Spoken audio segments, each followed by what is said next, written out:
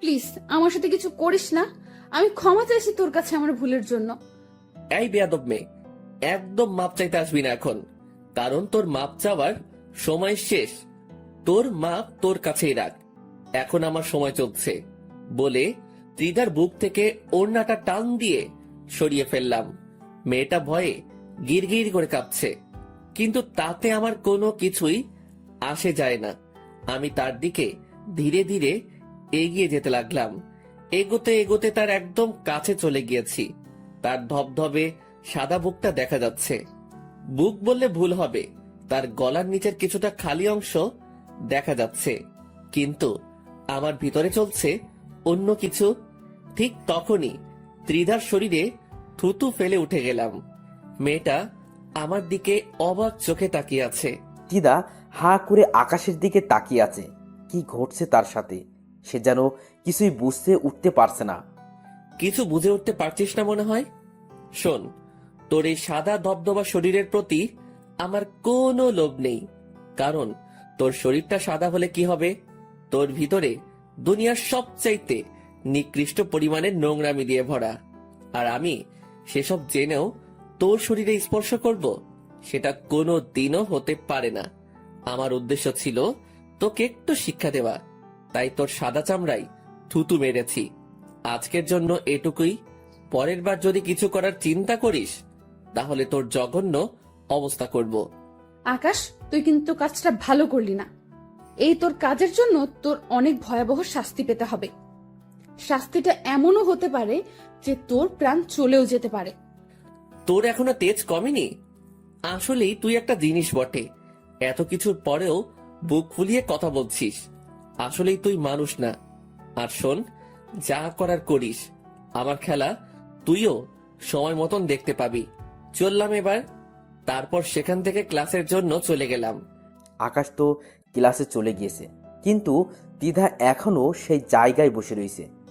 তার সারা শরীরে যেন রাগে ফেটে যাচ্ছে। কোথাকার কোন ছোট লোক এসে তার মতন মেয়ের শরীরে থুতু মেরেছে, এইটা যেন সে কোনোভাবে মেনে নিতে পারছে না। কোথায় সে আর কোথায় সেই ছোট লোকটা? আকাশ, তোকে মরতে হবে। আমার সাথে টক্কর নিয়ে তুই জীবনের সবচাইতে বড় ভুলটা করেছিস। তোর প্রাণ আমি নিয়ে নেব। তারপর ত্রিধার রাগে গিজ গিজ করতে করতে সেখান থেকে চলে যায়। সে সোজা কলেজ ছেড়ে বের হয়ে গেছে। অন্যদিকে আকাশ একদম নর্মালিভাবে ক্লাস করতে শুরু করে। একটু আগে যেন কিছুই হয়নি। সে চুপচাপ স্যারের ক্লাস করছে। মুন্না তাকে ছোট করে জিজ্ঞেস করে, কিরে তুই কলেজে আসার পর ত্রিধা কোনো ঝামেলা করেনি? সে আবার ঝামেলা না করে? হ্যাঁ, তার কাজই তো ঝামেলা করা, কিন্তু আমি নিজেকে সামলে নিয়ে সেখান থেকে চলে এসেছি। যাক, তাহলে ভালোই হয়েছে। আচ্ছা, এবার ক্লাস কর। দুজনেই চুপ হয়ে ক্লাসে মন দিলাম। 12টায় ছুটি হয়ে গেল। মুন্না আর আমি ক্লাসরুম থেকে একই সাথে বের হয়েছি, কিন্তু অবাক করা বিষয় হলো আজকে ত্রিধাকে আর কলেজে দেখতে পেলাম না। অন্যদিন তো গেটের সামনে দাঁড়িয়ে থাকে, কিন্তু আজ সে কলেজের কোনো জায়গায় নেই। অবশ্য থাকবেই বা কি করে? যেই মেডিসিন দিয়েছি তাকে, তারপর তো থাকার কথা না। ধুর, থাকলে থাকুক, না থাকলে নাই, আমরা আমাদের মতন চলে যাই। এমন না, চল বাসায় চলে যাই। ওমা, এটা কি বলতে হবে নাকি? হ্যাঁ, কলেজ শেষ অবশ্যই বাসায় যাব। না, তুই অন্য কিছু করার প্ল্যান করেছিলি? আরে না, তেমন কিছুই না, চল বাসার দিকে রওনা হই। তারপর মুন্না আর আমি একসাথে রওনা হলাম। মাঝপথে সে উল্টো রাস্তায় চলে গেল তার বাড়ির পথ ধরে, আর আমি আমার মতন বাসায় চলে এলাম। বাসায় বলতে তিন্নিদের বাসায় আর কি। বাসায় যেতেই তিন্নি বলল, সোজা আম্মুর রুমে চলে যা তুই। তিন্নির কথা শুনে অবাক হয়ে গেলাম। কিরে, মেয়েটা হঠাৎ তুই তোকারি করছে কেন? কিন্তু তাকে কিছু জিজ্ঞেস না করে সোজা আন্টির কাছে চলে গেলাম। আন্টি, আপনি কি আমার খোঁজ করেছেন? হ্যাঁ, আমার কাছে এসে বস। আন্টির কথা মতন তার কাছে গিয়ে বসলাম, কিন্তু আমাকে অবাক করে দিয়ে ঝাপটে জড়িয়ে ধরে কান্না করে দিল। আমি হা করে তাকিয়ে আছি উনার দিকে। হঠাৎ এই মামের কি হলো কে জানে। আন্টি, কি হয়েছে বলুন তো? তিন্নির আম্মু আকাশের কথা শুনে তাকে ছেড়ে দেয়। তারপর পিছন থেকে আকাশের মানিব্যাগটা বের করে আকাশের হাতে দেয়। আন্টি, এটা তো আমার মানিব্যাগ, যা আমি রুমে রেখে গিয়েছিলাম। কলেজে যাওয়ার আগে, কিন্তু আপনি এটা আমায় দিচ্ছেন কেন? কারণ আমি রুম গোছাতে গিয়ে তোর মানিব্যাগটা সামনে পড়ে, তারপর সেটা হাতে নিতেই মানিব্যাগের ভিতরে সাজিয়ে রাখা একটা ছবি চোখের সামনে দেখতে পাই। আন্টি, ওটা তো আমার মায়ের ছবি। আমায় যেই মা লালন পালন করেছিল তিনি আমায় ছবিটা দিয়ে বলেছিল এটা নাকি আমার আসল মা। তুই কি কখনো তোর মায়ের খোঁজ করিসনি? কি করে খোঁজ করব? কারণ ছবিটা তো অনেক আগের ছবি, আর সেই ছবি দিয়ে একটা মানুষকে কি খুঁজে বের করা সম্ভব নাকি? আর তাছাড়া এটা নাকি মায়ের বিয়ে করার পরপরই তোলা পিক। এতদিনে মানুষটা বেঁচে থাকলে তার চেহারার কতটা পরিবর্তন ঘটেছে সেটা আল্লাহ ভালো জানেন। এই ছবি দিয়ে একটা মানুষকে খুঁজে বের করা অসম্ভব, তাই আর খোঁজ করিনি। বেয়াদব ছেলে, ইচ্ছে করছে তোর কানটা টেনে ছিঁড়ে দিতে। কেন আন্টি, আমি আবার কি করেছি? কারণ তোর কাছে যেই ছবিটা আছে সেই ছবির মানুষটা হলাম আমি, আর এই ছবিটা আমার বিয়ের পর তোর বাবা তুলে দিয়েছিল। আন্টির মুখে এমন কথা শুনে পায়ের নিচ থেকে যেন মাটি সরে গিয়েছেন মতন অবস্থা আমার। আমি হাঁ করে তাকিয়ে আছি টিনার দিকে। আমার কলিজা ধুপ ধুপ করে কাঁপছে। কিরে, মাকে জড়িয়ে ধরবি না? এবার আর নিজেকে সামলে রাখতে পারলাম না, সাথে সাথে ওনাকে জড়িয়ে ধরে মা বলে চেঁচিয়ে উঠলাম। মা, তুমি এতদিন আমায় কেন খোঁজ করনি? তোমার ছেলের কথা কি তোমার একবারও মনে পড়েনি? বাবা, মনে পড়লেও কি করব বল? তোর বাবা তোর ছোট বোনকে দুই চোখেই দেখতে পারতো না। আমি যখন তোর বাবাকে ছেড়ে চলে আসি তখন আমি তোকে সহ নিয়ে আসতে চেয়েছিলাম, কিন্তু তোর বাবা তোকে আনতে দেয়নি।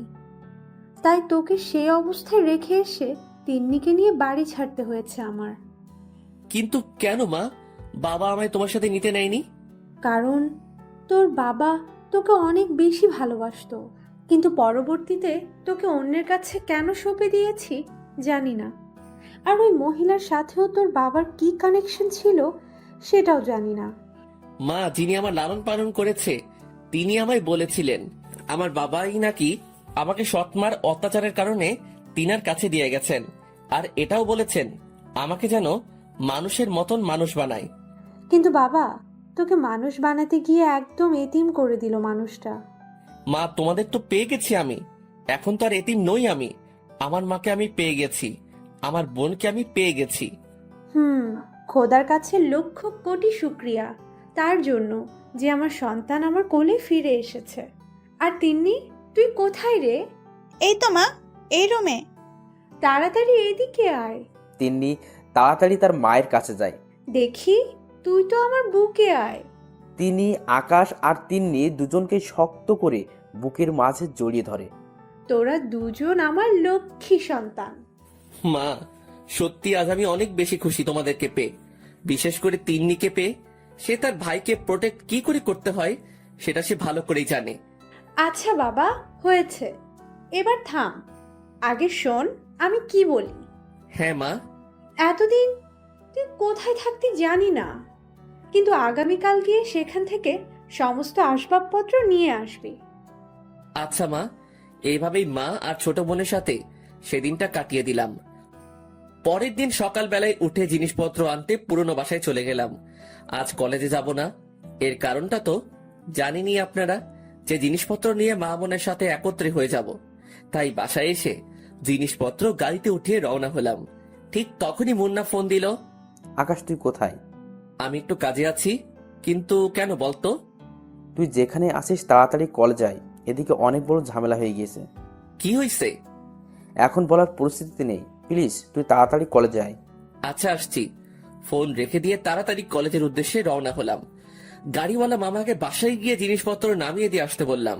এদিকে আমি কলেজে আসতেই কেমন যেন ছমছমে একটা আভাস পেলাম। কলেজের আরো নিকটে যেতেই দেখতে পেলাম কলেজের ভিতরে অনেক কয়টা পুলিশের গাড়ি, সবাই কলেজ মাঠে দাঁড়িয়ে আছে। শুধু তাই নয়, তার সাথে বিশাল একটা ছেলেপেলের দল দাঁড়িয়ে আছে। আমাকে দেখে তারা সকলে দৌড়ে এসে আমাকে ঝাপটে পেঁচিয়ে ধরলো, তারপর টেনে হেঁচড়ে সকলের সামনে নিয়ে গেল। আমি দেখে একজন বয়স্ক লোক বলে ওঠে, ত্রিধা, এই ছেলেটাই তোর সাথে অসভ্যতাও করেছে? এই তোরা মার সকলেই মিলে বেটাকে। লোকটার কথা শুনে বুঝতে পারলাম যে লোকটা ত্রিধার বাবা। তার কথা মতন সবাই আমাকে মারার জন্য এগিয়ে আসলো। এসেই উড়াধুরা মাইর শুরু করলো। মারতে মারতে আমার অবস্থা খারাপ করে দিয়েছে। মাটিতে ফেলে মারতে শুরু করে সবাই আমাকে। একটু পর ত্রিধা এগিয়ে আসে আমার দিকে। কি রে ছোট লোকের বাচ্চা, গতকাল তো অনেক সাহস দেখিয়েছিলি, কিন্তু ভেজা বিড়ালের মতো মার খাচ্ছিস কেন? এখন তোর সেই সাহস কোথায়? আজ তোকে আমার হাত থেকে কেউ বাঁচাতে পারবে না। আশেপাশে ভালো করে তাকিয়ে দেখ, কত মানুষ এসেছে আমার পক্ষ হয়ে। বিশেষ করে পুলিশগুলো আমার সাপোর্টে এসেছে। এবার পালিয়ে যাবি কোথায়? মায়ের খেয়ে শরীরের কন্ডিশন খারাপ, কিন্তু মেয়েটার কথা শুনে বেহায়ের মতন হেসে দিলাম। হাই রে, তুই আমাকে হুমকি দিচ্ছিস? তুই কি এটা জানিস যে আমি ক্ষমতা দেখানো শুরু করলে এখানে পুলিশ পালিশ কেউই থাকবে না, সবাই উল্টো দিশা ধরে পালাবে? শোন, একটাই কথা বলি, খেলোয়াড়দের মন মর্জি সবসময় হয় না, কিন্তু যখন তাদের মন মর্জি হয় তখন তারা একাই পুরো মাঠ খেলে দিয়ে আসে। আর সেখানে তোরা আমায় জোর করে খেলার মাঠে নামিয়ে দিয়েছিস। তাহলে ধরে নে, আজ সবকটার কপালে দুঃখ টেনে এনেছিস তোরা। 1 থেকে 3 পর্যন্ত গণনা করব, তার সাথে সাথেই এখানে কিয়ামত ঘটে যাবে। আমি গণনা করতে শুরু করলাম। 1 থেকে 3 গুনতেই পুরো কলেজের হুলিয়াই বদলে গেল। যাকে যাকে ছেলে পেলে আসতে শুরু করলো। এত ছেলে পেলে দেখে সবাই হা করে তাকিয়ে আছে তাদের দিকে। কি রে, এত ছেলে পেলে কার পক্ষ হয়ে এসেছে? আমার পক্ষে যারা আসার তারা তো এসে গেছে। তাহলে ধরে নে সেগুলো আমার ছেলে পেলে। আয় ছোট লোক, তোর পক্ষ নিয়ে এত ছেলে পেলে আসবে কেন? আর তুই আমাকে ভয় দেখাচ্ছিস? আরে পাগলি, তোকে ভয় দেখাতে আমার এত মেহনত করার দরকার পড়বে না। তুই আমার পরিচয় পেলে এমনিতেই পায়ে এসে হুমড়ি খেয়ে পড়বি। আর বাকি রইল ছেলে পেলের কথা। তারা তো তোদের কিয়ামত ঘটাতে এসেছে। মানে কি এসবের? মানেটা একটু পরই বুঝে যাবি বলে এক লাফ দিয়ে উঠে দাঁড়িয়ে গেলাম। ঠিক তখনই ত্রিধার বাবা চেঁচিয়ে বলে উঠল, এই ছেলে, তুই কি আমাদের ভয় দেখাচ্ছিস? তুই কি জানিস না আমি কে? আরে রাখেন, আপনার মতন বহু এসেছে আর গিয়েছে, কিন্তু কেউ টিকতে পারেনি। আর তাছাড়া আপনার মেয়েও তো নাকি রংবাজ গ্যাংয়ের নাম করা নেতা, তাকে গুনার সময় নেই। সেখানে আপনি কে তা দেখে আমার কি আসে যায়? এই বেয়াদব ছেলে, তুই কিন্তু অনেক বাড়াবাড়ি করে ফেলছিস। বেয়াদবির এখনো কিছুই দেখেননি ভালো করে, এবার দেখবেন। এই, তোরা তোদের কাজ শুরু করে দে।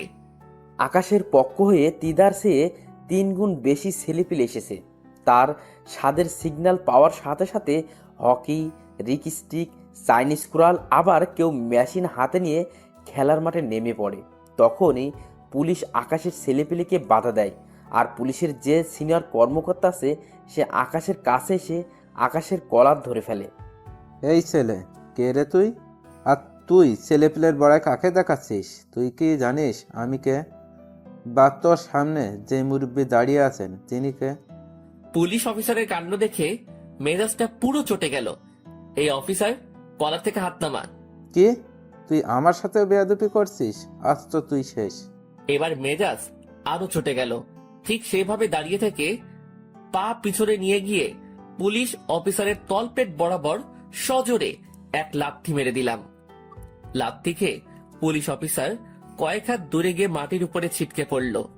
দেখি এবার কার ক্ষমতা আছে, এসে সামনে দাঁড়া। দিদার ছেলেপিলে ভয়ে চুপচাপ দাঁড়িয়ে আছে, কারণ আকাশের হয়ে যেই ছেলেপিলেগুলো এসেছে তাদের সব কয়টার হাতে ভয়ঙ্কর ভয়ঙ্কর অস্ত্র। অন্যদিকে পুলিশ অফিসার এখনো তেজ দেখিয়ে যাচ্ছে। এই থানাওয়ালারা, আপনারা তাকিয়ে তাকিয়ে কি দেখছেন? হ্যাঁ, বেটাকে ধরে গিয়ে নিয়ে গাড়িতে উঠান। অফিসারের কথা মতন পুলিশগুলো এগিয়ে আসে আকাশকে গ্রেপ্তার করার জন্য, কিন্তু আকাশের ছেলেপিলে এবার পুলিশগুলোকে মারতে শুরু করে। এক ভয়ঙ্কর রক্তযুদ্ধ শুরু হয়ে গেছে মতন অবস্থা কলেজ মাঠে। দ্বিধা, তার বাবা এবং কলেজের সকল ছাত্রছাত্রী আকাশের দিকে হাঁ করে তাকিয়ে আছে। আকাশের ছেলেপুলে পুলিশকে মারতে মারতে সব কয়টার অবস্থা খারাপ করে ফেলেছে। ঠিক তখনই হুড় করে কলেজের গেট দিয়ে অনেক কয়টা গাড়ি প্রবেশ করে। আর্মির মেজর এবং অনেক বড় বড় বড় কর্মকর্তারা এসেছে কলেজে। আর্মির মেজর গাড়ি থেকে নেমেই বলে ওঠে, এই এখানে কি হচ্ছে? কিসের তো হট্টগোল এখানে? আর্মির মেজরের কথা শুনে তিধার বাবা বলে ওঠে, স্যার, এই ছেলেটা আমার মেয়ের সাথে অসভ্যতাম করেছে। শুধু তাই নয়, সে আমাকে ক্ষমতার হ্যাডাম দেখাচ্ছে। এই মিস্টার রফিক সাহেব, আপনার কি মাথা ঠিক নেই? আপনি কি জানেন যে আপনি কাকে কি বলছেন? আমি যদিও আপনার সাপোর্ট এনেছি, কিন্তু এই ছেলেকে আমি ভালোভাবেই চিনি। আপনি এই ছেলেকে মারার জন্য এত দলবল নিয়ে এসেছেন। আপনি কি জানেন এই ছেলে গলা ফাটিয়ে একবার ডাক দিলে ছেলে পেলে ভেঙে চুরে আসবে? মানে কি মেজর সাহেব? মনে হলো আপনাদের সামনে নর্মাল বেশভূষে নিয়ে দাঁড়িয়ে আছে ছেলেটি। সে কোনো সাধারণ ছেলে নয়, সে হলো বাংলাদেশের সবচাইতে মারাত্মক টিম রংবাজ, যাকে সবাই এক নামে চিনে। এই ছেলে সেই রংবাজ গ্রুপের হেড। আপনার মেয়েও এই ছেলের তৈরি করা রংবাজ গ্যাংয়ের পাওয়ার নিয়ে আকাশে ওড়ে। তার এই রংবাজ গ্যাং প্রশাসনের জন্য কাজ করে। যেখানে আমার আইন লঙ্ঘন করেও মানুষ ন্যায় দিতে পারেনি, সেখানে এই রংবাজ গ্যাং আমাদের হয়ে কাজ করে। শুধু তাই নয়, এই রংবাজ গ্যাং আন্ডারওয়ার্ল্ডের অনেক ফেমাস রংবাজ গ্যাং, এবং এই ছেলে আন্ডারওয়ার্ল্ডের নিজের একটা পরিচয় বানিয়ে নিয়ে ফেলেছে, যে অনেক বড় বড় কর্মকর্তারাও এই ছেলের কথায় উঠবোস করে। আর আপনি সেখানে এই ছেলেকে মারার জন্য দলবল নিয়ে এসেছেন। আপনি কি জানেন এই ছেলে যদি একবার সিদ্ধান্ত করে ফেলে যে আপনাদের সব কয়টাকে এখানে মেরে ফেলবে, তাহলে আর বিপক্ষের আওয়াজ তোলার মতো কেউ থাকবে না। এত ভয়ঙ্কর এই ছেলে। মেজরের মুখে আকাশের বর্ণনা পেয়ে উপস্থিত যারা সেখানে ছিল সবাই হা হয়ে যায়, কারণ আকাশ এতটা ভয়ঙ্কর লেভেলের মানুষ যা তাকে দেখে এতদিন কেউ ভাবতেও পারেনি। যেই ছেলে কলেজের সবচাইতে নিম্নমানের একটা ছেলে ছিল, সে যে এত বড় মাফিয়া তা কোনোদিনও কল্পনাও করতে পারেনি কেউ। বিশেষ করে তিধা আর তার বাবার পায়ের নিচ থেকে যেন মাটি সরে গিয়েছে মতন অবস্থা। তাদের ভিতরটা দুপ দুপ করছে ভয়ে। তারা এতটা সময় বা এত দিন যেই ছেলের সাথে টক্কর দিয়েছে, সেই ছেলেই শহরের নামকরা গ্যাংস্টার, এটা তারা কোনোদিনই কল্পনাতেও ভাবেনি। সাথে সাথে তিধার বাবা দৌড়ে এসে আকাশের হাত চেপে ধরে। ভাই, আমাদের ভুল হয়ে গেছে। আমরা আপনার সম্পর্কে না জেনে এমন ব্যবহার করে ফেলেছি। প্লিজ আমাদেরকে মাফ করে দিন। তিদার বাবার কথা শুনে আকাশের আরও রাগ উঠে যায়। সে তিদার বাবার গালে ঠাস করে কয়েকটা থাপ্পড় বসিয়ে দেয়। আকাশের কর্মকাণ্ড দেখে সবাই অনেক ভয় পেয়ে যায়। সবাই চোখ পাকিয়ে আকাশের দিকে তাকিয়ে আছে। তারা যেন নিজের চোখের সামনে কোনো ভয়ঙ্কর হায়নাকে দেখে ফেলেছে। তোর মাফের গুষ্টি মারি। তোরা পাওয়ারের অপব্যবহার কেন করিস জানোয়ারের বাচ্চা? একবার না দুইবার না, তোর মেয়ে অনেক কয়বার আমার উপরে প্রহার করেছে, কিন্তু আমি কোনো প্রতিবাদী করিনি। আর আজ তো পুরো 14 গোষ্ঠী নিয়ে এসেছে। আজ তোদের মাফ নাই, আজ তোদের জন্মের শিক্ষা দিয়ে ছাড়বো আমি। আকাশের হাতে থাপ্পড় খেয়ে তিধার বাবা চুপচাপ সেখানে দাঁড়িয়ে আছে, আর আকাশ তিধার দিকে এগিয়ে যায়। তারপর তার চুলের মুঠি ধরে তিধার গালের মধ্যে কষে অনেক কয়টা থাপ্পড় লাগিয়ে দেয়। কিরে, এখন তোর ক্ষমতা কোথায় রে? দলবল নিয়ে না এসেছিস তুই? দেখি, সাহস থাকলে একটা ফুলের টোকা লাগিয়ে দেখা আমার গায়ে। আকাশ, আমার ভুল হয়ে গেছে। আমি তোমার সম্পর্কে না জেনে অমনটা করেছি। ত্রিধার কথা শুনে রাগের মাত্রা এবার নিজের কন্ট্রোল ছাড়িয়ে গেল। আবার কয়েকটা কুশে লাগিয়ে দিলাম। এই জানোয়ার, সম্পর্ক জানা নিয়ে কি আসে যায় রে? হ্যাঁ, তোরা কি নিজেকে ছাড়া অন্য কাউকে মানুষ মনে করিস না? না বাপের টাকায় ফোটাঙ্গিগিরি করিস দেখে বাকি মানুষদের মানুষ বলে মনে হয় না? কোনটা? আকাশ, তেমন কোনো কিছুই না। তাহলে কি? হ্যাঁ, এত অহংকার কিসের তোদের? আমার যা সম্পত্তি আছে তার সামনে তোর বাবার সম্পত্তি আমার প্রস্রাবের বরাবর। তাহলে কিসের জন্য তোদের এত গরিমা? আকাশ, সত্যিই আমি লজ্জিত। তোর কাছে লজ্জা শরম বলতে কোনো কিছু আছে নাকি রে জানোয়ার? আমার পবিত্র ভালোবাসাটাকে গেম বানিয়ে দিলি। আমার নীরবতাকে তোরা দুর্বল ভেবে নিজের শক্তি প্রয়োগ করলি আমার উপরে। সর্বশেষ এসে বলছিস লজ্জিত? আসলে কি জানিস, তোর মধ্যে মনুষ্যত্ব আর লজ্জার কোনো কিছুই নেই। তোরা মানুষ নামের হিংস্র প্রাণী, যেখানে আমি তোদেরকে চাইলে প্রথম দিনই উপরে পাঠিয়ে দিতে পারতাম, সেখানে তুই এক এক সময় এক এক ভাবে অত্যাচার করেছিস আমার উপরে। কই, আমি তো প্রহার করিনি কখনো তোদের উপরে। কিন্তু হ্যাঁ, এইবার করার কারণ হলো তোরা অনেক ওভার করে ফেলেছিস, তাই তোদের মতন 2 টাকার চাকরকে হিসাব নিকাশ বুঝিয়ে দিলাম। আকাশের কথা শুনে তিধা এবং তার বাবা মাথা নুইয়ে রেখেছে। আর প্রশাসনিক কর্মকর্তা যারা ছিল তারা হাঁ করে তাকিয়ে আছে আকাশের দিকে। আকাশ আজ পুরো ক্ষেপে গিয়েছে। কেউ তার কাছে গিয়ে তাকে শান্ত করার মতন সাহস জোগাতে পারছে না। মেজরের কথার পরে সবাই আকাশকে খুব ভালো করে চিনে ফেলেছে। কলেজ মাঠে এত মানুষ থাকার পরেও জায়গাটা একদম নিশ্চুপ হয়ে গেছে, কারোর মুখে কোনো সাউন্ড নাই। তখনই আকাশ আবার বলে ওঠে, এই বিয়াদব, আমার চোখের সামনে থেকে 1 মিনিটের মধ্যে দূর হবি।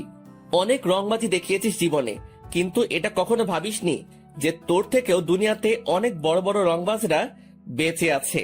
তাদের পাল্লায় একবার পড়লে তোর খেলা শেষ হয়ে যাবে। দ্বিধা চুপচাপ সেখানে দাঁড়িয়ে আছে। তার কলিজাটা ভয়ে চুপসে আছে। সে এখন সত্যি উপলব্ধি করতে পারছে যে সে ভুল, না হয়তো তার আজকে এই দুর্দিন দেখতে হতো না। কিরে, তুই এখন আমার চোখের সামনে দাঁড়িয়ে আছিস কোন সাহসে? এবার কিন্তু পা থেকে জুতো খুলে মারতে শুরু করব। আকাশের কথা শুনে দ্বিধা তাড়াতাড়ি সেখান থেকে চলে যায়। দ্বিধার সাথে তার বাবা এবং সকল ছেলেপেলেই চলে যায়। তখন আস্তে আস্তে আর্মির মেজর আকাশের দিকে এগিয়ে আসে। আকাশ ভাই, প্লিজ আর রাগ করিয়েন না। ওরা না জেনে আপনার সাথে এমন বিয়াদবিটা করে ফেলেছে। ওরা যদি আপনার সম্পর্কে জানতো তাহলে হয়তো সেই দুঃসাহস কোনোদিনই করতো না। রাগটা এত পরিমাণে উঠে গেছে যে সহ্য করতে না পেরে চোখ দিয়ে পানি বের হয়ে গেল। মেজর সাহেব, তারা যদি আমায় মারতো তাহলে হয়তো আমি কোনোদিন প্রতিবাদও করতাম না, কারণ আমি অতীতকে পিছনে ফেলে এসেছি। কিন্তু সেই মেয়েটা তো আমার মন নিয়ে জঘন্য খেলা খেলেছে, তাই আজকে প্রতিবাদ না করে থাকতে পারলাম না। ভাই, সত্যিই এটা অনেক বড় অন্যায় হয়ে গেছে আপনার উপরে। কিন্তু ভাই, প্লিজ আপনি ঠান্ডা হন। আর কে কোথায় আসেন, একটু পানি নিয়ে আসেন তো আকাশ ভাইয়ের জন্য। মেজরের কথা মতন একজন পানির একটা বোতল এনে মেজরের হাতে দেয়। আকাশ ভাই, নিন, এটা খেয়ে নিন আপনি। আর আমি কথা দিচ্ছি আজকের পর আপনার সকল জিম্মেদারি আমার। আমি নিজে তকদারি করে দেখব কে আপনার সাথে টক্কর দিতে চায়, কার এত বুকের বড় পাটা। মেজর সাহেব, ওসব নিয়ে আপনার চিন্তা করতে হবে না, আমি একদম ঠিক আছি। আর আশা করি আজকের পর আমার সাথে টক্কর দেওয়ার মতো দুঃসাহস কেউ আর করবে না। আচ্ছা ভাই, আপনার যেমন ইচ্ছে তেমন করুন। মেজরের সাথে অনেকটা সময় কথা বলে সেখান থেকে চলে আসলাম। আর্মির মেজর চলে গেল, আর আমি আসার সময় মুন্নাকে সাথে করে নিয়ে এসেছি। সে আমার থেকে দূরত্ব বজায় রেখে হাঁটছে। কিরে, কি হয়েছে তোর? এত দূরে দূরে হাঁটছিস কেন? আকাশ, তোর সাথে থেকে তোকে এতদিনও চিনতে পারলাম না। আর তার চাইতে বড় কথা হলো তুই অনেক বড় মাপের একজন মানুষ, তাই তোর থেকে দূরত্ব বজায় রেখেছি। কি, তোরও থাপ্পড় খেতে ইচ্ছে হয়েছে মনে হয়? বন্ধুত্বের মধ্যে বড় ছোট হয় না, সেটা কি তুই জানিস না? হ্যাঁ জানি, কিন্তু তবুও। তোর তবুওর গুষ্টি মারি। নর্মাল ভাবে চলাফেরা কর, না হয় তো তুইও আমার খারাপ রূপ দেখবি। আরে তুই এত রেগে যাচ্ছিস কেন? হ্যাঁ, রাগের কাজ করলে রাগবো না তো কি করবো? হ্যাঁ আচ্ছা হয়েছে, থাম এবার। আমি নর্মাল ভাবে চলছি তোর সাথে। হ্যাঁ, এবার ঠিক আছে। আচ্ছা শোন, আজকের মতন বাসায় চললাম। আমার একটু বাসা পরিবর্তন করা নিয়ে ঝামেলায় আছি। ফ্রি হয়ে তোর সাথে যোগাযোগ করবো নে। আচ্ছা ঠিক আছে। মুন্না চলে গেল, আর আমি আমার মতন বাসায় চলে গেলাম। বাসায় গিয়ে দেখি আম্মু আমার আসবাবপত্র গোছগাছ করছে। আম্মু আমাকে দেখতে পেয়ে বলল, যাক বাবা, তুই এসেছিস, ভালো হয়েছে। আচ্ছা শোন, আমি অনেক কিছুই গোছগাছ করেছি। এবার তুই একটু সামলা এই দিকটা, কারণ আমার কাজে যেতে হবে। অফিসে নাকি কিছু হালকা পাতলা কাজ বাকি আছে। কিসের কাজ মা? আরে তুই জানিস না যে আমি একটা ছোটখাটো চাকরি করি? সেখান থেকে ফোন দিয়েছে আর কি। মা, তোমার চাকরি করতে হবে না। এই পাগল, কি বলিস? হ্যাঁ তুই এসব? আমি চাকরি না করলে ঘর সংসার চলবে কি করে? আর ঘরের ভাড়া দিব কি করে? মা, তোমার ছেলে এখনো মরে যায়নি। তুমি আজকে চাকরি থেকে রিজাইন করে আসবে, আর আমি আমাদের জন্য ফ্ল্যাট নিয়ে নিব। তোমার ছেলের অর্থ সম্পদ কম নেই, সো তোমার কষ্ট করতে হবে না। আর সন্তানদের জন্য তুমি খালি বাসায় বসে বসে আল্লাহ বিল্লাহ করবা। আচ্ছা বাবা, ঠিক আছে, তোর যেমন মর্জি। মা, তিন্নি কোথায়? সে তো কলেজে গিয়েছে। আজ নাকি কলেজে কি যেন ফাংশন আছে, বিকাল হবে নাকি আসতে আসতে। আচ্ছা ঠিক আছে, তুমি তোমার কাপড় চোপড় গুছিয়ে ফেলো, তিন্নি আসলে বিকালেই আমরা নতুন ঘরে উঠবো, আর লোকজন এসে সামামাপত্র নিয়ে যাবে। আচ্ছা ঠিক আছে। মায়ের সাথে কথা বলে রুমে চলে গেলাম। বিকেল বেলায় তিন্নি আসলে তাকেও বলে দিলাম সামানাপত্র গোছগাছ করতে, যে আমরা নতুন ফ্ল্যাটে উঠবো। তারপর রাতের মধ্যেই নতুন ফ্ল্যাটে উঠে গেলাম। লোকজন সামানাপত্র আমাদের নতুন বাসায় উঠিয়ে দিয়ে গেছে। মাকে বললাম কাল মানুষ আসবে, তিনি খালি দেখিয়ে দিবেন কোন জিনিস কোথায় সাজাতে হবে। লোকজন তিনার মতন করে জিনিস সাজিয়ে দিয়ে যাবে। নতুন বাসায় উঠে সকলেই অনেক টায়ার্ড, কারণ সামানাপত্র প্যাক করতে অনেকটা ধকল গেছে নিজের উপরে। রাতের বেলায় একটা রুম নিয়ে শুয়ে পড়লাম খাবার দাবার খেয়ে। আজ অনেক খুশি আমি যে আমার মা বোনকে নিয়ে আমি স্বপ্নের কুটিরে উঠেছি। শুধু তাই নয়, মা বোনকে নিয়ে নতুন একটা পরিবার হওয়াতে অনেক আনন্দ হচ্ছে ভিতরে। এসব নিয়ে কল্পনা করতে করতে ঘুমিয়ে গেলাম। অন্যদিকে ত্রিধার রাতের ঘুম হারাম হয়ে গিয়েছে। বালিশের সাথে মুখ গুজে কান্না করছে। তার ভিতরটা যেন কষ্টে ফেটে যাচ্ছে। আল্লাহ, কি করলাম আমি মানুষটার সাথে? অমন ধারা আচরণ! যে মানুষটা এতটা ক্ষমতা থাকা সত্ত্বেও সে অহংকার করেনি, আর আমি কিছুটা ক্ষমতা পেয়ে তার অপব্যবহার করে বসেছি। যেই মানুষটা চাইলেই অনেক আগে আমাকে মেরে মাটির নিচে চাপা দিয়ে দিতে পারতো, আর আমি সেই মানুষটার উপরে জোর খাটিয়েছি। শুধু তাই নয়, মানুষটাকে মেরেছি, তার ভালোবাসা নিয়ে ছিনিমিনি খেলেছি। সত্যি নিজেকে নিজের কাছে অমানুষ বলে মনে হচ্ছে। আমি নিজের মনকে নিজে প্রশ্ন করলাম যে আমি মানুষের কাতারে পড়ি কিনা। আমার মন আমায় তিরস্কার করছে যে আমি মানুষ নামের কলঙ্ক। সেখানে মানুষটাকে নিয়ে আমার মন সাড়া দিচ্ছে যে সেই মানুষটার মতন আর একটা দুনিয়ার বুকে খুঁজে পাওয়া যাবে না।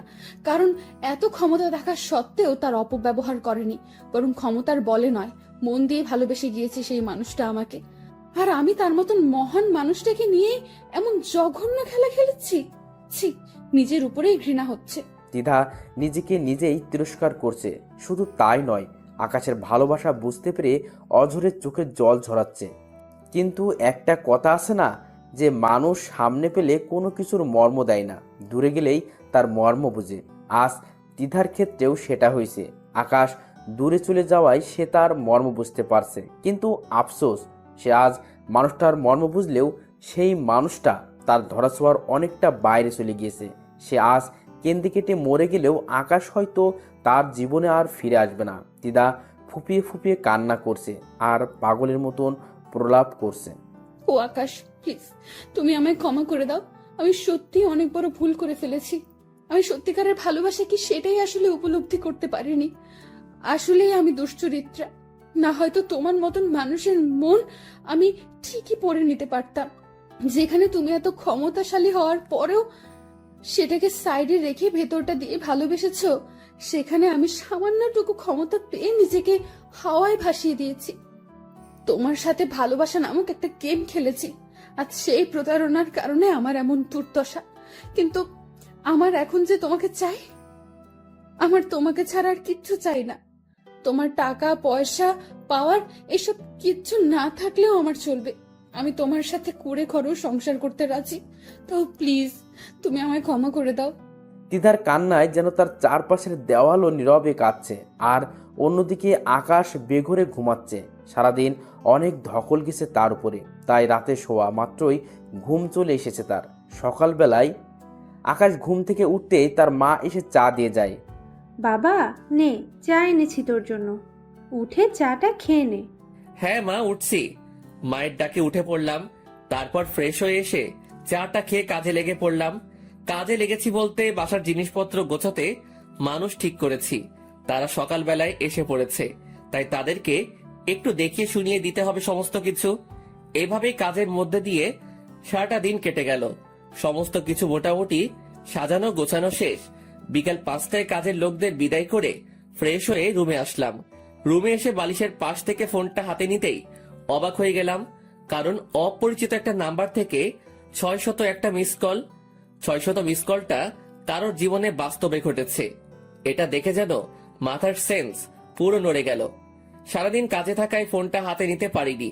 ফোনটা বালিশের পাশে রেখেই নিচে চলে গিয়েছিলাম, কিন্তু এসে যে এতগুলো মিস কল দেখতে পাবো তা কোনোদিনও কল্পনা করতে পারিনি। ফোনটা হাতে নিতেই আবারও ফোনটা বেজে উঠল। ফোনটা রিসিভ করে হ্যালো, কে বলছেন? অপর পাশ থেকে কান্নার আওয়াজ কানে ভেসে আসলো। এই কে আপনি? আর কান্না করছেন কেন? আকাশ, আমি ত্রিধা, প্লিজ তুমি ফোনটা কেটে দিও না। তোমার সাথে আমার একটু কথা আছে। মেজাজটা খারাপ হয়ে গেল ত্রিধা নামটা শুনতেই। এই যে আপনি আবার আমায় ফোন দিয়েছেন কোন কারণে? আমি না আপনার ফোন নাম্বার ব্লক করে দিয়েছি, সব ভিন্ন নাম্বার দিয়ে এতগুলো ফোন করার কারণ কি? আকাশ প্লিজ, আমি তোমার কাছে ফিরে যেতে চাই। আমার অনেক বড় ভুল হয়ে গিয়েছে তোমার সাথে এমনটা করে। কি আপনার মাথা টাথা কি খারাপ হয়ে গেছে নাকি? না কোনো রকমের নেশা করেছেন আপনি? আমি ঠিক আছি, আর আমি সত্যি বলছি যে আমি তোমার কাছে ফিরে যেতে চাই। বাহ, আবার নতুন কোনো ফোন দিয়ে এসেছেন আমার জন্য? আপনি না গতকালই আমায় মারার জন্য অনেক কয়জন ছেলে পেলে নিয়ে এসেছেন, কিন্তু আজ কি করে চাকা উল্টে ঘুরে গেল? আকাশ, তোমায় মারতে এসেছি ঠিকই, কিন্তু সত্যি বলতে তোমার সততার প্রেমে পড়ে গিয়েছি আমি। তোমার ভালো মানুষের প্রেমে পড়ে গিয়েছি আমি, যে মানুষটার পাহাড় সমান ক্ষমতা থাকা সত্ত্বেও সে পাহাড়ে হেঁটে হেঁটে সফর করে। আমি সেই মানুষটাকে লাইফ পার্টনার হিসেবে চাই। আকাশ, আই লাভ ইউ। এই যে মিস ত্রিধা, আমি আপনাকে জাস্ট ঘৃণা করি। আপনার মতন প্রো গেমারের মুখও আমি দেখতে চাই না। আর সেখানে আপনাকে ভালোবাসা তো আকাশ চুম্বি কথাবার্তা। প্লিজ আকাশ, তুমি আমায় মেনে নাও। আমি সত্যি তোমার মনের মতন হয়ে যাব। তুমি আমায় যেইভাবে চলতে বলবে আমি ঠিক সেইভাবে চলাফেরা করব। তাও প্লিজ তুমি আমায় মেনে নাও। এই নাটকের মঞ্চ বন্ধ করেন। আমি আপনার মতন জঘন্য মানুষের মুখও দেখতে চাই না। আমি যেমন আছি তেমনটাই ভালো আছি। কোনো কান্নাগিনীকে দরকার নেই আমার লাইফে। আমি ফোনটা রাখলাম। আজকের পর আমার নাম্বারে যেন ফোন না আসে। যদি ফোন আসে তাহলে কিন্তু আমার খারাপ রূপটা আমি দেখিয়ে দিব। তারপর ত্রিধার মুখের উপরে ফোনটা কেটে দিলাম। রাগে শরীর ফেটে যাচ্ছে আমার। ভেবেছিলাম হয়তো কেউ কোনো দরকারের জন্য এত কয়টা ফোন করেছে আমায়, কিন্তু এখন তো দেখি নাটকওয়ালি ফোন দিয়েছে। এখন কেন রে চোখের জল ফালাচ্ছিস? তখন কই ছিল তোর এই ভালোবাসা যখন আমিও কেঁদেছিলাম? খোদা নিজের হাতে বিচার করেছে তোর। এসব নিয়ে ভাবছিলাম, তখনই আম্মু এসে ডাক দিল। বাবা, একটা কথা বলতাম তোকে। হ্যাঁ মা, বলো। বাবা, জানি তোকে এখন এসব বলা ঠিক হবে না, কিন্তু তাও বলছি, কারণ সারাদিন তোর উপর অনেক ধকল গেছে। তাছাড়া তোর কাছে এখন কোনো চাহিদা রাখাটা কেমন যেন দেখায়। তুই এমনিতেই যা করেছিস আমাদের জন্য। আরে মা, কি হয়েছে বলবে তো নাকি? বাবা, আসলে তিন্নির একটা ভালো ফোন দরকার। তার ম্যাডাম নাকি মাঝে মাঝে সাবজেক্টের টপিকগুলো নেট থেকে নামিয়ে পড়তে বলে, তখন সে নাকি ফাইলগুলো নামাতে পারে না ভালো ফোন না থাকায়। বাবা প্লিজ, তুই কিছু মনে করিস না। আমার কাছে 9,000 টাকা জমানো আছে, তুই তার সাথে কিছুটা টাকা অ্যাড করে তিন্নিকে একটা ভালো ফোন দিয়ে দে না বাবা। মা, তুমি একটা ফোনের জন্য তোমার ছেলের কাছে এভাবে মিনতি করছো কেন? তোমার ছেলের কোনো কিছুতে তো কমতি দেয়নি আল্লাহ, তাহলে তারপরেও কেন এভাবে মিনতি করছো তুমি? আমি কি তোমার ছেলে নই? বাবা প্লিজ, ভুল বুঝিস না তুই আমায়। আসলে নতুন বাসা নিলি, একটু হিবিজিবিতে আছিস হয়তো, সেটা নিয়ে একটু চিন্তা হচ্ছিল, তাই আর কি। বললাম তো আল্লাহ তোমার ছেলেকে কোনো কিছুতে কমতি দেয়নি। আর তোমার টাকা তোমার কাছেই রাখো, কারণ তোমার ছেলে তার বোনকে একটা ফোন কিনে দেওয়ার ক্ষমতা রাখে। শুধু একটা কেন, 1000টা ফোন কিনে দিলেও তার টাকা পয়সা ফুরাবে না। সো তিন্নিকে বলো রেডি হয়ে থাকতে। আমি একটু পরকে মার্কেটে নিয়ে গিয়ে ফোন কিনে দিব। আচ্ছা বাবা, আর সত্যি তুই আমার জন্য খোদার দেওয়া স্পেশাল একটা গিফট। মুচকি একটা হাসি দিলাম। মা চলে গেল। সত্যি মা বোনের জন্য কিছু করতে পেরে খুশি লাগছে, কারণ সবাই মা বোনের জন্য কিছু করার ক্ষমতা রাখে না। হয়তো রাখলেও পয়সা কড়ির সমস্যা, না হয় সাধ্য মতন করতে পারে না। কিছুক্ষণ পর তিন্নির কাছে গেলাম। তিন্নি, রেডি হয়েছিস তুই? হ্যাঁ ভাইয়া, আমি রেডি। আচ্ছা চল আমার সাথে মার্কেটে। আর তুই ফোন কিনবি সেটা তুই আমাকেই বলতে পারতিস। ভাইয়া, আমার নিজের কাছে অনেক ছোট লাগছিল, তাই আমি সরাসরি গিয়ে তোকে বলতে পারিনি। আরে কিসের ছোট? হ্যাঁ, তুই আমার একমাত্র ছোট বোন। তোর জন্য কিছু করতে পারলে তো নিজেরই খুশি লাগবে, আর সেখানে তুই নিজেকে গুটিয়ে রেখেছিস। আচ্ছা শোন, সামনে থেকে কোনো দরকার হলে আমাকে সবার আগে জানাবি। আচ্ছা ভাইয়া। তিন্নিকে নিয়ে মার্কেটে চলে গেলাম। তিনি দেখ কি ফোন চয়েস হয় তোর। ভাইয়া তুই চয়েস করে দে আমায়, কম দামের মধ্যে একটা। এই মেয়ে, কম দামের মধ্যে চয়েস করবো মানে কি? হ্যাঁ, তুই কি টাকা পয়সা নিয়ে চিন্তা করছিস মনে হয়? না ভাইয়া, আমার ততটা ভালো ফোন লাগবে না, আমার আপাতত কাজ সারার মতো একটা হলেই চলবে। একটা থাপ্পড় লাগাবো তোকে এখন। ভালো দেখে একটা ফোন চয়েস কর। ফোন মানুষ হাজারবার কিনে নাকি? একটা ভালো দেখে নিলেই তো হয়। ভাইয়া তা লাগবে না। তোর না লাগলেও আমার লাগবে। দেখি দাদা, আমি দেখছি তোর জন্য ফোন। তিন্নির জন্য ভালো একটা আইফোন নিলাম, যেটা লেটেস্ট ভার্সন। তিন্নি আমার দিকে হা করে তাকিয়ে আছে। ভাইয়া সত্যি তুই আসলে দুনিয়ার সবচাইতে সেরা একটা ভাই আমার। হয়েছে, চল এবার রেস্টুরেন্টে যাব। ফোন তো তোকে আমি কিনে দিয়েছি, কিন্তু এবার তুই আমাকে ট্রিট দিবি। আচ্ছা ভাইয়া চল, ট্রিট দেবো তোকে, আমার কাছে 1000 টাকা আছে। তারপর রেস্টুরেন্টে গিয়ে দুজনে মিলে জমিয়ে খেলাম। তারপর একটা প্যাকেট মায়ের জন্য নিয়ে নিলাম। পরে সোজা বাসার উদ্দেশ্যে রওনা হয়েছি তিন্নিকে নিয়ে। খাবারের পেমেন্ট তিন্নি করেছে। যাক, বোনটা আমার আজকে বেশ খুশি। আমার নিজের কাছেও অনেক আনন্দ হচ্ছে যে আমি নিজের ছোট বোনটার জন্য কিছু একটা করতে পেরেছি।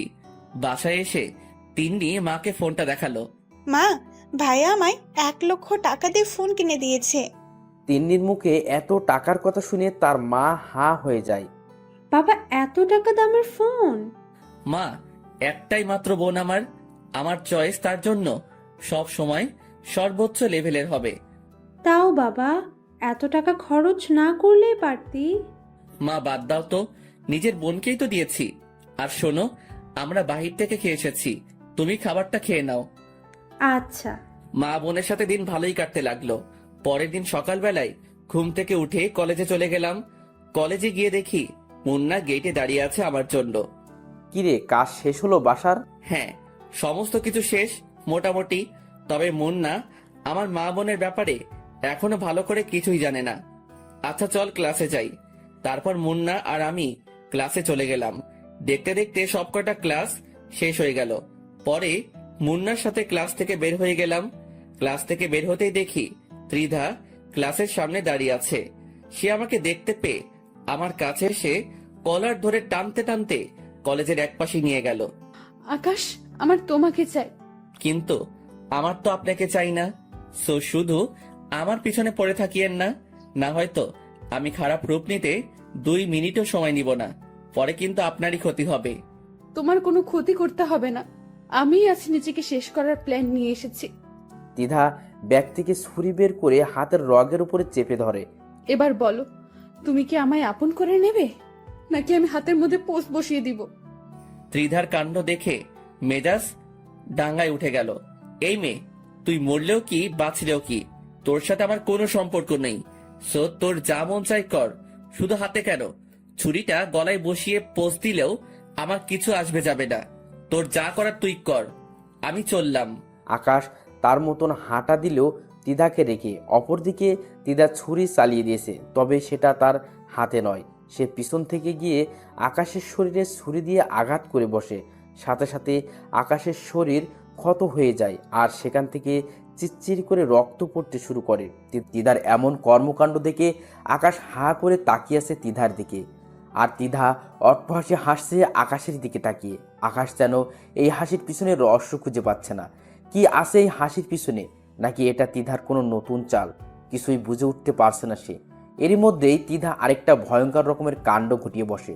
সে এবার নিজের হাতের রগের মধ্যে ছুরি চালিয়ে দেয়। অবাক চোখে তাকিয়ে আছি ত্রিধার দিকে।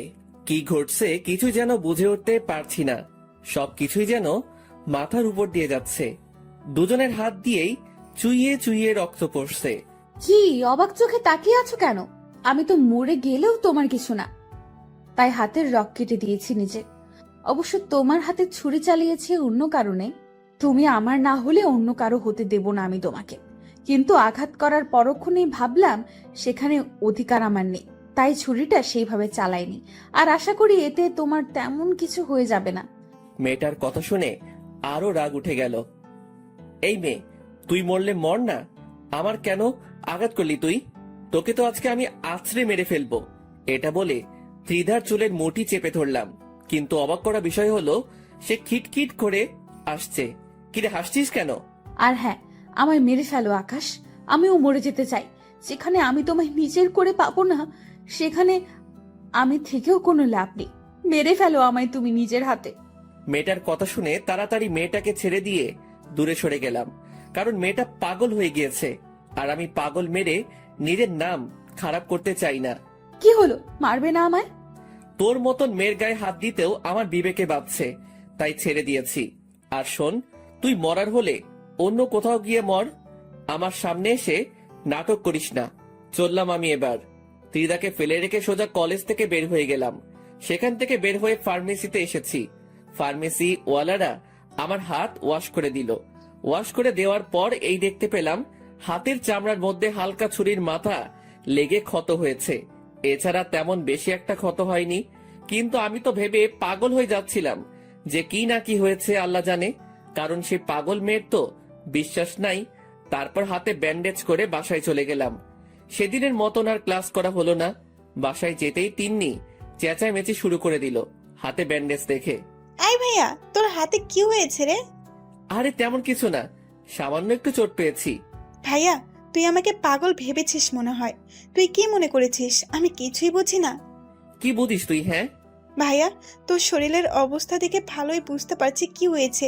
তোর শার্টের কলার ধরে কেউ টানা হিস্র করেছে। আর তাছাড়া তুই তো কলেজে গিয়েছিলি, তার মানে সেই মেয়েই তোর সাথে কিছু করেছে। দাঁড়া তুই, আমি আম্মুকে ডেকে আনছি। তিন্নি আকাশকে কিছু বলতে না দিয়ে তার মায়ের কাছে চলে গেল। একটু পর তিন্নি আর তার মা আকাশের কাছে আসে। আকাশ, তোর হাতে ব্যান্ডেজ কেন? আম্মু, একটু চোট পেয়েছি।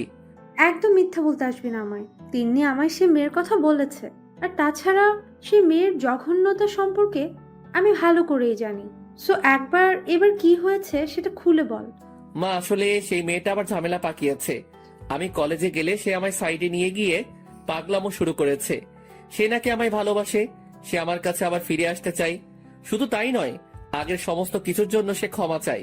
কিন্তু আমি তাকে মেনে না নেওয়ায় সে আমার হাতে ছুরি চালিয়ে দেয় এবং নিজের হাতেও সে ছুরি দিয়ে আঘাত করে। তবে আমার বেশি একটা লাগেনি, হালকা জাস্ট ছুরির মাথাটা লেগেছে শুধু হাতে। কিন্তু সেই মেয়ে নিজের হাতে রগে বসিয়েছে ছুরি। আল্লাহ জানে কি কাণ্ড ঘটিয়েছে সে। কি, সেই কাল নাগিনী মেয়ে আবার আমার ছেলের পিছনে লেগেছে? না, এটার একটা হেস্তনেস্ত করতেই হবে। সেই মেয়ে যে জঘন্য কাজ করেছে, তারপর তার কোনো ক্ষমা হয় না। তুই ওই মেয়ের থেকে দূরে দূরে থাকবি, আর আমি আগামী 1 সপ্তাহের মাঝে তোর বিয়ে পড়িয়ে দিব। মায়ের কথা শুনে থতমত খেয়ে গেলাম। মা, বিয়ে? হ্যাঁ, বিয়ে। কেন, তোর কি কোনো আপত্তি আছে নাকি? না, আমার কোনো আপত্তি নাই। তোমার যেমন ভালো মনে হয় তুমি তেমনটাই করো। হ্যাঁ, এবার রুমে গিয়ে রেস্ট কর। আচ্ছা। তারপর রুমে চলে এলাম। এইভাবে দেখতে দেখতে 2 দিন কেটে গেল। আগামী 1 সপ্তাহ, বিয়ে হওয়ার আগ পর্যন্ত কলেজে যাব না আমি। এর মাঝে মুন্না ফোন দেয়। তাকে সোজাসুজি বাসার ঠিকানা দেই, কারণ এবার তাকে সবটা বলা উচিত। মুন্না কিছুক্ষণের মাঝে চলে আসবে হয়তো। সে রওনা হয়ে গিয়েছে। কিছুক্ষণ পর সে বাসায় আসে। কিরে, এটা কার বাসা? আমার বাসা। মানে কি আকাশ, এত বড় বাড়ি? মানেটা বুঝলাম না। তারপর মুন্নাকে সমস্তটা খুলে বললাম। সত্যি বলছিস কি আকাশ, যে তুই তোর মা বোনকে ফিরে পেয়েছিস? হ্যাঁ। আমার অনেক খুশি লাগছে রে, বিশ্বাস কর। আচ্ছা দাঁড়া, তোকে মায়ের সাথে পরিচয় করিয়ে দেই। তারপর আম্মুকে ডেকে মুন্নার সাথে পরিচয় করিয়ে দিলাম। পরে আম্মু মুন্নার সাথে কথা বলে রান্না সামলাতে চলে গেল। যাক, আল্লাহ তোর দিকে মুখ ফিরে তাকিয়েছে। তুই এখন পুরোপুরি এতিম না। তুই হয়তো খুশি, কিন্তু এদিকে আমার 12টা বাজিয়ে দিচ্ছে আম্মু। মানে কি? ত্রিধা সেদিন আমার সাথে এমন আচরণ করেছে। ত্রিধার সাথে ঘটে যাওয়া বিষয়ে সমস্তটা বললাম। এসব আম্মু শুনে আমায় বিয়ে দিবে বলে উঠে পড়ে লেগেছে। আগামী 1 সপ্তাহের মাঝে আম্মু আমায় বিয়ে করিয়ে দিবে। কি, আন্টি কি পাগল হয়ে গেছে নাকি? সে আমি জানি না, কিন্তু আম্মু মনে হয় সত্যি আমার বিয়ে দিয়ে তারপর শান্ত হবে। কিন্তু আকাশ, আমি তো শুনলাম তিদা হসপিটালে অ্যাডমিট। সে নাকি নিজের উপরে অনেক টর্চার করেছে, আর এদিকে তুই বিয়ে করছিস, মানে কি? মরে হলেও যাক, সে মরে গেলে আমার কিচ্ছু আসবে যাবে না, কারণ সে একটা গেমার। সে ভালোবাসা নামক ভয়ঙ্কর একটা গেম খেলেছে আমার সাথে, যার কারণে তার উপর থেকে সমস্ত ভালোবাসা মরে গিয়েছে আমার। সো আমি ইচ্ছাই বলতে পারিস অনিচ্ছায় বলতে পারিস আম্মু ঠিক করা মেয়েকে আমি বিয়ে করে ফেলবো। ঠিক আছে, যেমনটা ভালো মনে করিস তুই। আচ্ছা বাদ দে এখন ওসব কথা, বল কি রকম যাচ্ছে তোর দিনকাল? এই তো চলছে তোর। হ্যাঁ, আমারও কোনো রকম চলছে। সেদিন অনেকটা সময় মুন্না আর আমি আড্ডা দিলাম। মুন্নাও সেদিন কলেজে যায়নি। আমার বাসা থেকে দুপুরের খাবার খেয়ে সে চলে যায়। পরের দিন আম্মু এসে বলে, আকাশ, আমি মেয়ে দেখে এসেছি। এই নে মেয়ের ঠিকানা। তুই 2-1 দিনের মধ্যে সময় করে মেয়ের সাথে পার্সোনালি আলাপ করে আসিস। মেয়ে আমার পরিচিত এক খালাম্মা আছেন, ওনার নাতনি হয় সম্পর্কে। মা আমার মেয়ে দেখার কোনো প্রয়োজন নেই, তুমি দেখছো তাতেই আমার হয়েছে। আমি তোমার দেখা মেয়েকেই চোখ বুঝে বিয়ে করে নিব, কারণ তুমি কখনো আমার জন্য খারাপ মেয়ে চয়েস করবে না। তাও একবার দেখে নে। না মা, আমার দেখার প্রয়োজন নেই। আচ্ছা ঠিক আছে, তোর যেমনটা ইচ্ছে। তারপর মা চলে গেল আর বাসা বাহিরে করে করে সময় কাটাতে লাগলাম। এই সপ্তাহে শুক্রবারে বিয়ে আমার। দেখতে দেখতে বিয়ের দিন চলে এলো। বাড়ি ভরা লোকজন, মায়ের অফিসের কলিগ, আরো অনেকেই এসেছেন বাসায়। ভাবতেই কেমন যেন লাগছে নিজের ভিতরে যে আরেকটু পরেই অপরিচিত একটা মেয়েকে আপন করে নিতে হবে আমার। এসব ভেবেই হতাশা কাজ করছে নিজের ভিতরে। ঠিক তখনই আম্মু এসে পাঞ্জাবি পায়জামা দিয়ে গেল। এই যে এইসব পরিধান করে বের হয়ে আসেন রুম থেকে, একটু পরে মেয়ের বাড়িতে যাব আমরা। আম্মুর কথা মতন সেসব পরিধান করে বের হলাম। তারপর সবাই মিলে মেয়ের বাড়ির উদ্দেশ্যে রওনা হলাম। গাড়ি করে রওনা হয়েছি। যতই এগোচ্ছি ততই ভিতরটা ধুপধুপ করে কাঁপছে, কারণ কি হতে চলেছে নিজের সাথে বুঝে উঠতে পারছি না। আজ যে আমার বিয়ে, সেটাও আমার স্বপ্ন মনে হচ্ছে। মনে হচ্ছে যেন কোনো এক ধরনের ঘোরের মধ্যে আছি আমি। এসব নিয়ে ভাবতে ভাবতে মেয়ের বাড়িতে পৌঁছে গেলাম। মুন্নাও আছে আমার সাথে গাড়িতে। মেয়ের বাড়িতে নামার পর বরের প্যানেলে আমায় বসিয়ে দিল। লোকজন ধরে ধরে বলতে মেয়ের বাড়ির লোকরা বরের প্যানেল পর্যন্ত দিয়ে আসলো আমায়। আমি চুপচাপ সেখানে বসে আছি। মানুষজন কিছুক্ষণ পর পর ফোনের ক্যামেরা বের করে আমার ছবি তুলছে।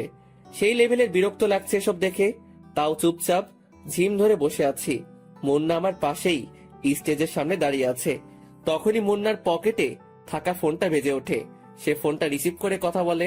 কে ফোন দিয়েছে কে জানে, কিন্তু সে কথা শেষ করেই এক লাফ দিয়ে স্টেজের উপরে উঠে গেল। মুন্নার এমন আচরণ দেখে ভ্যাবাচাকা খেয়ে গেলাম।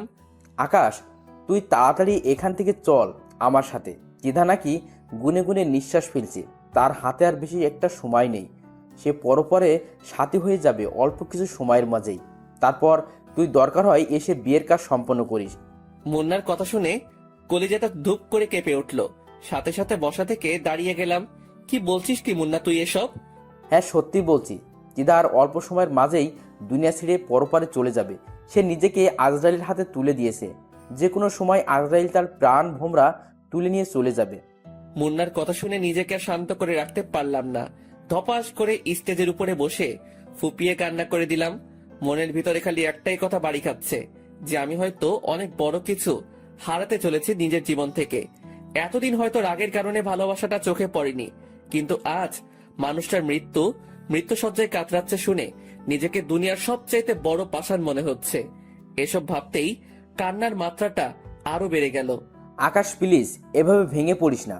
আর এখন কান্না করে সময় নষ্ট করাটা অনেক বড় ধরনের বোকামি হবে। তার চাইতে ভালো হবে তাড়াতাড়ি হসপিটালে পৌঁছানো আমাদের। হ্যাঁ মুন্না, তুই ঠিকই বলেছিস। আমাদের এখন তাড়াতাড়ি হসপিটালে পৌঁছানো উচিত। সেই মুহূর্তেই বিয়ের স্টেজ থেকে নেমে মুন্নার সাথে হসপিটালের উদ্দেশ্যে রওনা হলাম। বিয়ে বাড়ির সকলে হা করে তাকিয়ে আছে আমার দিকে। সবাই একটাই কথা ভাবছে যে বর এভাবে পাগলের মতন ছুটে কোথায় পালাচ্ছে। কিন্তু আমি আর পিছনে ফিরে তাকাইনি। মুন্নাকে সাথে নিয়ে সোজা হসপিটালে এসে উঠেছি। হসপিটালে এসে ত্রিধার কেবিন তালাশ করতে লাগলাম। খুঁজতে খুঁজতে ত্রিধার কেবিন পেয়ে গিয়েছি, কিন্তু কেবিনের সামনে টুল প্লেট লাগানো, যে কেবিনে প্রবেশ করা নিষেধ। তাই কেবিনের সামনে দাঁড়িয়ে আছি। হঠাৎ এই একজন ডক্টর এসে বলল, আপনারা কারা? ডক্টর, আমরা ত্রিধার লোক। সে এখন কেমন আছে? ও আচ্ছা, আপনারাই তাহলে সেই রোগীর লোক যে নিজেকে মৃত্যুর মুখে ঢেলে দিয়েছে। ডক্টরের কথা শুনে কলিজাটা মোচড় দিয়ে উঠল। ডক্টর, আমার ত্রিধা এখন কেমন আছে? আমি তার সাথে একটু দেখা করব। পেশেন্টের অবস্থা ভালো না, আমরা কাউকে তার সাথে দেখা করার অ্যালাউ করছি না। পেশেন্টের মা বাবা ওয়েটিং রুমে বসে অপেক্ষা করছে। পেশেন্টের মা বাবাকেও কয়েকদিনে খালি একবার করে দেখার অনুমতি দেওয়া হয়েছে। সো বড় সারাসুক, পরে সবাইকে দেখা করার অনুমতি দেওয়া হবে। এখন গিয়ে পেশেন্টের মা বাবার সাথে বসে অপেক্ষা করুন। ডক্টরের কথা শুনে ভিতরটা ফেটে যাচ্ছে, কিন্তু যত যাই হোক না কেন এখন কিছুই করার নেই আমার। সো ডক্টরের কথা মেনে নিয়ে ওয়েটিং রুমে চলে গেলাম। সেখানে গিয়ে দেখি ত্রিধার বাবা আর মোটামুটি বয়স্ক একজন মহিলা বসে আছেন। তাদেরকে দেখে বুঝতে বাকি নাই যে এই দুইজন এই ত্রিধার মা বাবা। যদিও অবশ্য ত্রিধার বাবাকে আমি চিনি। ত্রিধার বাবা আমাকে দেখতে পেয়ে অসহায় চোখে তাকিয়ে আছে আমার দিকে। মনে হয় যেন তারা আমাকে কিছু একটা বলতে চায়। এই যে আঙ্কেল, কিছু বলবেন? আর আপনারা এমন হতাশ হবেন না, দেখবেন ত্রিধা ঠিক হয়ে যাবে। না বাবা, কিছু বলার নেই, আর হতাশ নয় আমরা। তবে হ্যাঁ, হতাশের থেকে বড় কিছু বিরাজ করছে আমাদের মনের মাঝে। তারপর ত্রিধার বাবা মাথা নুইয়ে ফেলে। ত্রিধার বাবার কথা শুনে অনেক খারাপ লাগছে। তিনি আমার সামনে মাথা নুইয়ে রেখেছে। আজ ত্রিধার এই দুর্দশার কারণে তিনি অল্প হলেও দায়ী, কারণ তিনি ত্রিধাকে শাসনে রাখলে আজ ত্রিধা এমনটা করতে পারতো না। ত্রিধার বাবাকে আর কিছু না বলে চুপচাপ দাঁড়িয়ে আছি, কিন্তু হঠাৎই দেখি আম্মু, তিন্নি আরো অনেক কয়জন লোক হসপিটালে, সাথে বধূ সাজে একটা মেয়েও আছে। দেখেই বুঝে গেলাম এই মেয়ের সাথে আমার বিয়ে হওয়ার কথা ছিল। আম্মু এসে সোজা আমার সামনে দাঁড়ালো। আকাশ, ত্রিধার কি অবস্থা এখন? মা, তুমি কি করে জানলে ত্রিধার কথা? জেনেছি কোনোভাবে, কিন্তু এখন এটা বল যে ত্রিধা কেমন আছে। মা, কিছুই জানি না আমি। ডক্টর আমাকে আমার ত্রিধার সাথে দেখা করতে দেয়নি, বলেছে বড় স্যার আসলে তারপর দেখা করতে দিবে, তাই অপেক্ষা করছি। মায়ের সাথে কথা বলছি আর সাইলেন্টে কান্না করছি। যদি ভালোই বাসতি মেয়েটাকে, তাহলে বিয়েতে কেন রাজি হলি? দেখলি এখন কেমন কষ্ট হচ্ছে তোর। মা, আমার ত্রিধাকে চাই, সেটা যে করেই হোক। তাহলে ওই যে মেয়েটাকে দেখছিস বধূ সাজে দাঁড়িয়ে আছে, তার কি হবে? সে তো তোর সাথে সংসার করার স্বপ্ন দেখে ফেলেছে। মা, আমি জানি না কিছু, আমার শুধু ত্রিধাকে চাই। মায়ের সাথে কথা বলছিলাম, ঠিক তখনই ডাক্তার একজন এসে বলে গেল, পেশেন্টের অবস্থা ভালো না, আপনারা যে যে দেখা করার তাড়াতাড়ি গিয়ে দেখে আসুন। বড় স্যার দেখা করার পারমিশন দিয়েছে। ডাক্তারের কথা শুনে তাড়াতাড়ি ত্রিধার কেবিনের দিকে ছুটে গেলাম। কেবিনের ভিতরে প্রবেশ করে দেখি ত্রিধা বেডে শুয়ে আছে, আর তার মুখে মাস্ক লাগানো, আর পাশে আরেকজন ডক্টর দাঁড়িয়ে আছে। ডক্টর, আমার ত্রিধার কি হয়েছে? আকাশের কথা শুনে ডক্টর ত্রিধার হাত উঁচু করে সকলের সম্মুখে ধরে। কিছু দেখতে পাচ্ছেন না আপনারা? ত্রিধার হাতের অবস্থা দেখে পায়ের নিচ থেকে যেন মাটি সরে গিয়েছে মতন অবস্থা আমার, কারণ ত্রিধার হাত আর হাত নেই। সে হাতে ছুরির আঘাত করে পুরো হাত ক্ষত বিক্ষত করে ফেলেছে। দেখুন হাতের অবস্থা একবার। পেশেন্টের নিজের হাতে এত পরিমাণ ছুরির আঘাত করেছে যে তার হাতের সমস্ত রগ সেই আঘাতে কেটে গিয়েছে, আর অতিমাত্রায় রক্তক্ষরণ হয়ে পেশেন্টের, শুধু তাই নয়, পেশেন্টের শরীরের আরও কয়েকটা জায়গায় ছুরির আঘাত করেছে, যার ফলে তার কন্ডিশন এখন আরেকটা ভয়াবহ। আমরা আমাদের যথাসাধ্য চেষ্টা করছি, কিন্তু তার কন্ডিশনটা বিবর্ষ যে তাকে বাঁচানো আমাদের ক্ষমতার বাহিরে। সো মাফ করেন আমাদের। আর পেশেন্টের জ্ঞান ফিরেছে, আপনারা সবাই শেষ দেখা করে ফেলুন পেশেন্টের সাথে। ডক্টরের কথা শুনে আম্মুকে শক্ত করে জড়িয়ে ধরে সকলের সামনে কান্না শুরু করে দিলাম। মা, আমার ত্রিধাকে চাই। বাবা প্লিজ কান্না করিস না, সব ঠিক হয়ে যাবে বাবা। মা, আমার ত্রিধাকে চাই, তোমরা ওকে ঠিক করে দাও। মাকে জড়িয়ে ধরে কান্না করছি, ঠিক তখনই ত্রিধা আকাশ বলে ডাক দেয়। বাবা দেখ, ত্রিধা তোকে ডাকছে। তাড়াতাড়ি আম্মুকে ছেড়ে দিয়ে ত্রিধার কাছে গেলাম। ত্রিধা, কেমন আছো তুমি? যেমনটা রেখে গিয়েছিলে। কেন করলে ত্রিধা তুমি এমনটা? আর তোমার শরীরে এত কয়টা ক্ষত আসলো কি করে? কারণ আমি যে দুনিয়ার সবচাইতে নিকৃষ্ট মানুষ, কারণ আমি তোমার সাথে ভালোবাসা নামক একটা গেম খেলেছি। আমি জানি আমার ভুলের কোনো ক্ষমা হয় না, কিন্তু তবুও তোমার দুয়ারে গিয়েছিলাম শেষ একটা আশা নিয়ে যে তুমি আমায় মাফ করে দেবে, কিন্তু আমি জানতাম না যে আমার কপালে মাফ নেই। আমি যখন নিচের শরীরে ছুরি দিয়ে আঘাত করি তখন তুমি বললে আমি মরলে মরে যেতে, কিন্তু তোমায় কেন আঘাত করলাম? পরে তুমি আমায় রাগ দেখিয়ে সেখান থেকে চলে এলে। বিশ্বাস করো, সেই সময়টাতে নিজেকে দুনিয়ার সবচেয়ে নিকৃষ্ট মানুষ বলে মনে হচ্ছিল, তাই নিজেকে সামলে রাখতে পারিনি। ইচ্ছে মতো নিজের হাতে সেই ছুরিটা দিয়ে নিজের শরীরে আঘাত করেছি। আজ তার ফলস্বরূপ হসপিটালের বেডের উপরে শুয়ে মৃত্যুর সাথে পাঞ্জা লড়ছি। ত্রিধার কথা শুনে নিজেকে বিশাল রকমের পাষাণ মনে হচ্ছে। ত্রিধা, কেন তুই নিজের শরীরে এইভাবে আঘাত করলি বলতো? আমি এখন কাকে নিয়ে থাকবো? আমি যে তোর ভালোবাসায় আবারও নিজেকে জড়াতে চাই। আকাশ, অনেক দেরি হয়ে গিয়েছে, আমার হাতে আর বেশি সময় নেই। ত্রিধা প্লিজ এসব অলক্ষণে কথা বলো না। আমি সত্যিই বলছি আকাশ, আমার হাতে আর বেশি একটা সময় নেই। আর এই যে মেয়ে, এদিকে আসো। পাশেই আকাশের সাথে যে মেয়েটার বিয়ে ঠিক করে তার মা, সে দাঁড়িয়ে আছে। দিদার ডাকে সেই মেয়েটা তার কাছে যায়, আর দিদা সেই মেয়েটার হাত আকাশের হাতের ওপরে রেখে শক্ত করে চেপে ধরে আর বলে, এই মেয়ে, আমার ভালোবাসাকে তোমার হাতে তুলে দিয়ে গেলাম, প্লিজ আমার পাগলটার খেয়াল রেখো, আর ওর দেখাশোনা করো, কখনো কমতি রেখো না যেন, তাহলে উপরে গিয়েও আমি শান্তিতে থাকতে পারবো না। আকাশ, মেয়েটাকে জীবনের সবটুকু দিয়ে ভালোবেসো, মনে রেখো এই মেয়ের মাঝেই আমি জীবিত আছি। তোমার ত্রিধা মরেও মরেনি, সে তোমার সঙ্গিনীর মাঝে অমর হয়ে থাকবে চিরকাল। বলো, ওর দেখাশোনা করবে ভালো মতন, কখনো কমতি রাখবে না ওকে ভালোবাসায়। ত্রিধার কথা শুনে শরীরের সমস্ত রক্ত যেন এক জায়গায় এসে জটলা পেকে গেছে। এক ঝাটকা দিয়ে ত্রিধার থেকে নিজের হাত ছাড়িয়ে নিয়ে সজোরে চেঁচিয়ে কান্না করে দিলাম। তারপর ত্রিধাকে জড়িয়ে ধরে পাগলের মতন বলতে লাগলাম, ত্রিধা প্লিজ আমায় একা করে দিও না, আমার তোমাকে চাই। আকাশ, তুমি কি রাখবে না আমার কথা? আমি মরার আগে আমার শেষ ইচ্ছেটাকে তুমি পূরণ করবে না? ও ত্রিধা প্লিজ এভাবে বলো না। তাহলে বলো, আমার বলা কথাগুলো তুমি রাখবে? হ্যাঁ হ্যাঁ রাখবো আমি তোমার সমস্ত কথা। দেখি এবার তোমার হাতটা দাও তো। আকাশ দিদার কথা শুনে তার হাতটা এগিয়ে দেয়। দিদা আকাশের হাতটা নিয়ে আবার সেই মেয়েটার হাতের উপরে রেখে শক্ত করে চেপে ধরে। ইস, কত সুন্দর মানিয়েছে তোমাদের দুইজনকে। আর আকাশ, আমি ভুলে যেও না যেন তুমি। আমি পরপারে গিয়ে খোদার কাছে শুধু তোমাকেই চাইবো, আর শেষ একটা কথা বলে যাই উচ্চস্বরে, এই ক্ষণিকের দুনিয়ায় বেঁচে নাও বাঁচার মতন করে, নইলে বেলা ফুরিয়ে গেলে সময় পাবে না কাটানোর সময় পরে। দুনিয়ায় বহু এসেছে রংবাজ, কেউ নেই জীবনের তরে, দুনিয়ার বুকে যেই রংবাজি দেখিয়েছে, সেই দুনিয়া ছেড়েছে নিজের পতন করে। ত্রিধা কথা বলতে বলতে হঠাৎই চুপ হয়ে যায়। কারণ বুঝতে বাকি নেই যে ত্রিধা এই দুনিয়ার মায়া চিরতরে ত্যাগ করে দিয়েছে। সেখানে উপস্থিত যারা ছিল সকলে কেঁদে দিয়েছে ত্রিধার চলে যাওয়াতে। ত্রিধাকে সেদিন দাফন করা হয়। এভাবে কয়েকদিন কেটে যায়। পরে আকাশের আম্মু মিলির সাথে আকাশের বিয়ে পড়িয়ে দেয়। যেই মেয়েটাকে আকাশের আম্মু আকাশের জন্য ঠিক করেছে তার নাম মিলি। দেখতে দেখতে 4 মাস কেটে যায়, কিন্তু আকাশ এখনো ত্রিধার মৃত্যুর শোক থেকে বের হয়ে আসতে পারেনি।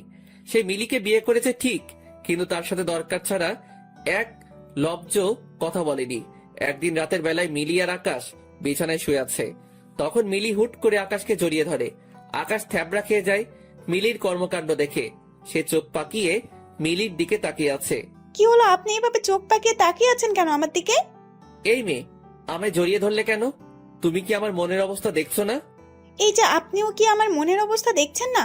না আপনার মাঝে কোনো অনুভূতি নেই?